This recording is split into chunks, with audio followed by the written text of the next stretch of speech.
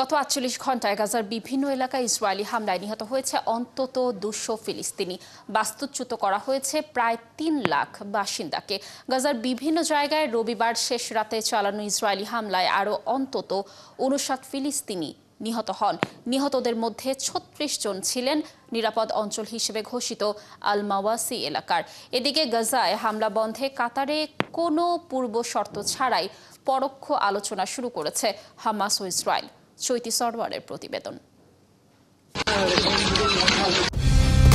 Colour expert, George sap এবং mild on hands technology সমৃদ্ধ Orix crystal wash আপনার laundry expert.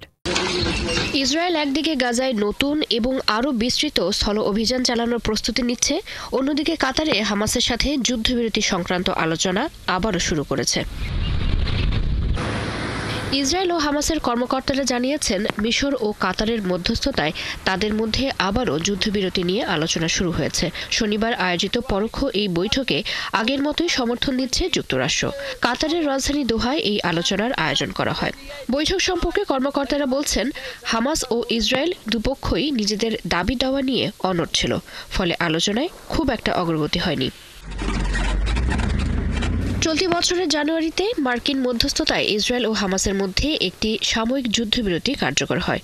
তবে হামাসের বিরুদ্ধে যুদ্ধবিরতির শর্ত ভঙ্গের অভিযোগ এনে মার্চ থেকে আবারও সামরিক অভিযান শুরু করে ইসরায়েল।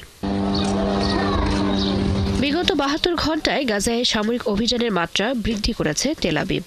গাজার সরকারি মিডিয়া অফিস বলছে, ইসরায়েলি সেনারা ইচ্ছাকৃতভাবে অ্যাম্বুলেন্স ও সিভিল ডিফেন্স কর্মীদের হামলার স্থানে পৌঁছাতে বাধা দিচ্ছে, ফলে ধ্বংসস্তূপের নিচে চাপা পড়ে আছে বহু লাশ।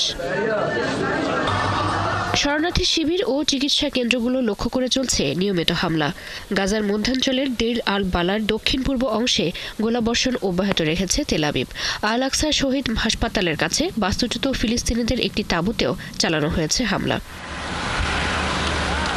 সর্বশেষ হামলার বিষয়ে ইসরায়েলের পক্ষ থেকে কোনো বক্তব্য পাওয়া যায়নি।